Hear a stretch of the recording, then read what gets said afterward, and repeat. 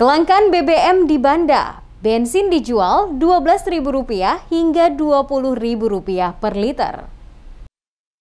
Kelangkaan BBM jenis solar, premium, Pertalite dan Pertamax di SPBU Banda Neira telah terjadi hampir sebulan terakhir menyebabkan harga bensin naik hingga Rp20.000 per liter. Anggota DPRD Maluku Tengah, Andan Ted Caningsi Nurbati, kepada DMS Media Group menyatakan kelangkaan BBM nyaris melumpuhkan perekonomian Banda. Terparah dirasakan warga yang berprofesi sebagai nelayan dan warga pengguna kendaraan roda 2 maupun roda 4. Bensin dijual pengecer sebelumnya Rp12.000 per liter, naik hingga Rp17.000 sampai Rp20.000 per liter.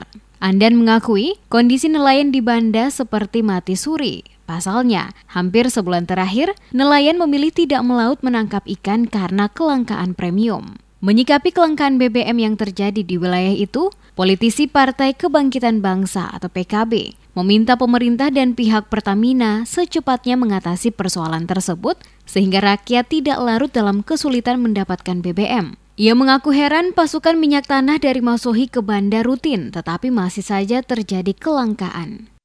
Terkait dengan kelangkaan BBM yang terjadi di Kecamatan Banda ini, perlu ada perhatian khusus dari pemerintah daerah. Karena sudah terjadi kurang lebih 2 minggu terjadi kelangkaan BBM karena terjadi pemutusan sepihak dari pihak Pertamina untuk transportasi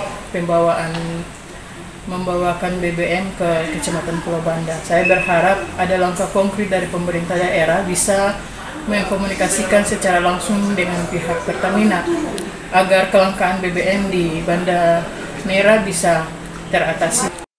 Akibat kelangkaan minyak tanah, sebagian warga Banda menggunakan kayu bakar untuk memasak. Bahkan tidak sedikit warga Banda yang meminta bantuan kerabat membeli minyak tanah baik di Masohi maupun wilayah timur. Kelangkaan bahan bakar minyak BBM jenis solar, premium, Pertalite dan Pertamax di SPBU Banda Neira di Kecamatan Banda bukan baru kali ini saja, tetapi sudah beberapa kali. Padahal, masyarakat yang mayoritas berprofesi sebagai nelayan membutuhkan premium.